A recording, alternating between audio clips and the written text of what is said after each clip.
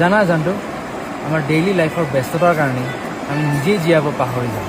কিন্তু এনেকুৱা জেগাত আহিলে এনেকুৱা লাগে যেন আমি নিজক বিচাৰি পাওঁ মুতলিয়া বতাহে উৰি আহি ক'লে যে পাহাৰৰে চূড়াকে মেঘে মেঘে যাছে হিয়াৰে আদৰ জুৰিটিয়ে বেগেৰে